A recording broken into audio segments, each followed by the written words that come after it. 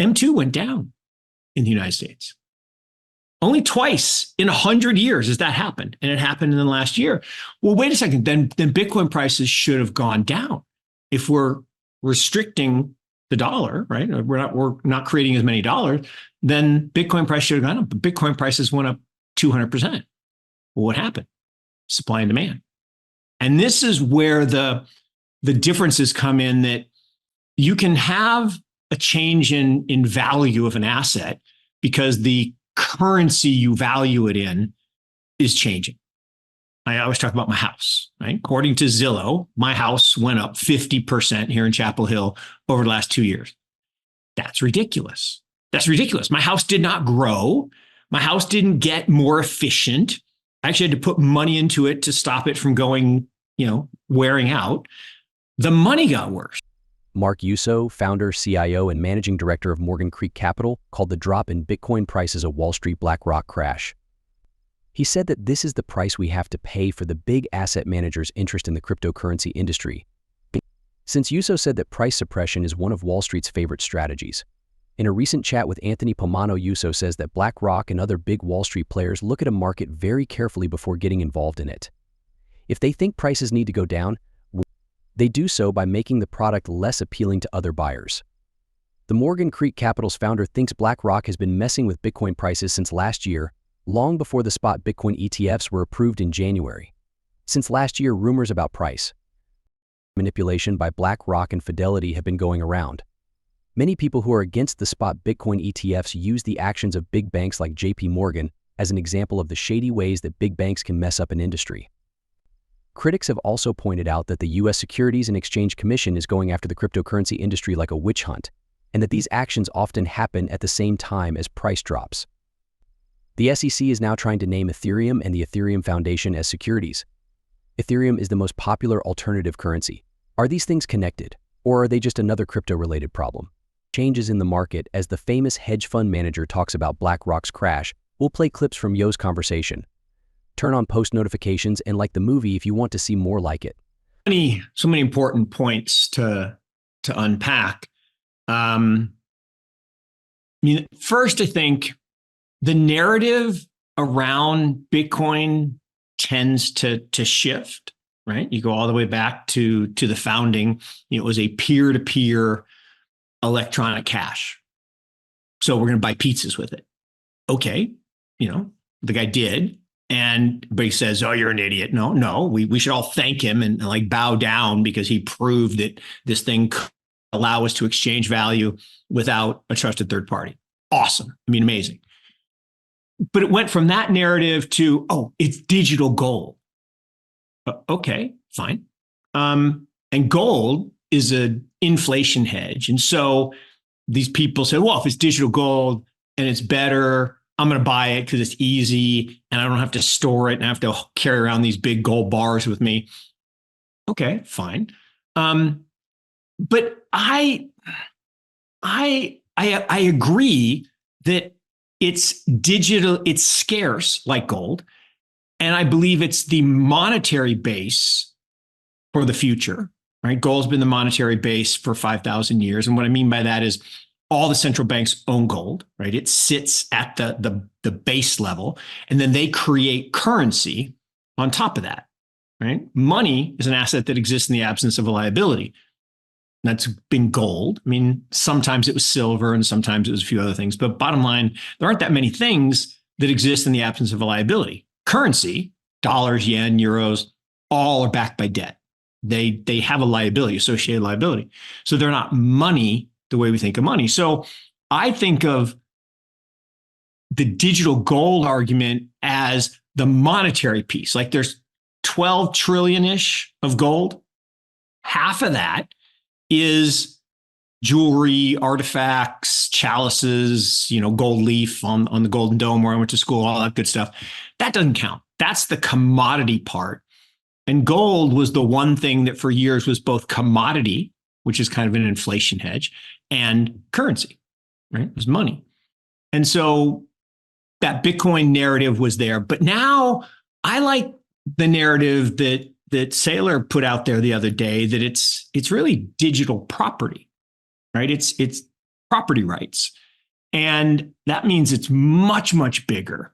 And I keep talking about the fact that in the QE era, right, when money supply was expanding, the price of Bitcoin, quote unquote, went up because we measured it in the thing that was devaluing.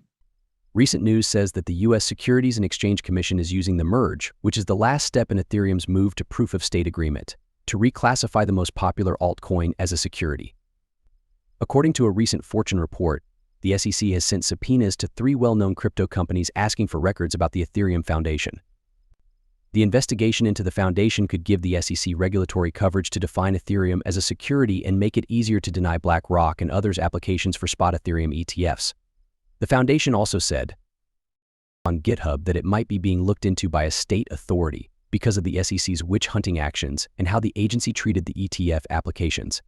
Recent posts on X say that Bloomberg ETF analysts Eric Balchunas and James Surt have lowered their hopes that the applications will be approved by the May 23rd deadline. The analysts now think that the chances of approval are only 25%, whereas last year they thought that approval was 90% likely for the Bitcoin ETFs. Yusko thinks it's possible that Ethereum ETFs will be allowed in late 2024, after the US presidential election. However, he doesn't think we'll see more cryptocurrency-based ETFs after that. Let's go back to the interview. And this is the part, right? My sign over there, right? One Bitcoin is one Bitcoin. Will always be one Bitcoin. But we don't, you and I don't, I mean, you and I might, or Jason and I, we might, but the average person doesn't talk in Bitcoin terms. Mm-hmm. They talk in dollar terms or yen terms or Bolivar terms. But if you lived in Venezuela, there really has never been much of a bear market in Bitcoin because the Bolivar was going down so fast, or Turkey with the lira. So it's not that Bitcoin necessarily gets better. It just is. It's that the currency keeps getting worse. But here's the thing. The last year, M2 went down in the United States. Only twice in 100 years has that happened. And it happened in the last year. Well, wait a second. Then Bitcoin prices should have gone down. If we're restricting the dollar, right? We're not creating as many dollars, then Bitcoin price should have gone up. But Bitcoin prices went up 200%. Well, what happened? Supply and demand. And this is where the differences come in, that you can have a change in value of an asset because the currency you value it in is changing. I always talk about my house, right? According to Zillow, my house went up 50% here in Chapel Hill over the last 2 years. That's ridiculous. That's ridiculous. My house did not grow. My house didn't get more efficient. I actually had to put money into it to stop it from going, wearing out. The money got worse. Come on a Bitcoin standard, I think it's actually a long time away. And the reason is as much as I believe in Bitcoin being better money, I actually don't think anytime soon the nation states are going to abdicate their right to control their particular money. Right. And look, I don't know if you've ever had Murray Stahl on the podcast. You should have him on. And he makes us look bearish. Like, how is that even possible? Right. But he makes us look bearish because I talk about this all the time. To me, Bitcoin displacing gold as the base layer of money, easy. $6 trillion market cap. That's like you can bank on that. That's totally easy. The next step, which is where the good money crowds out all the other money, and we start talking about, to your point, not Bitcoin in dollars or Bitcoin in yen or Bitcoin in euros, but euros in Bitcoin or dollars in Bitcoin, because it is the standard. There's a book called the Bitcoin Standard, right? But that's inverse to Gresham's law. Gresham's law says the opposite, that bad money always crowds out good, right? Gold is good money, but other paper money always crowds that out. People want to use the bad money because I don't even understand the exact reason for Gresham's law, but it's a law, right? BlackRock's crash, or according to CoinMarketCap, Bitcoin is doing better today. The largest cryptocurrency by market cap is up about 2% in the last 24 hours and about 6% in the last 5 days. It's also a new trading week, which means that spot Bitcoin ETFs have a chance to break more records and help drive up the price of the largest cryptocurrency. Do you agree with Mark Yo that this is a BlackRock crash that won't have any long-term effects on prices? Please share your thoughts, comments, and observations in the section below. Also, make sure you like this video, subscribe to the channel, and turn on post notifications to see more videos like this. You can also check out our other videos with insightful analysis and discussions from Yusko and other well-known figures in the crypto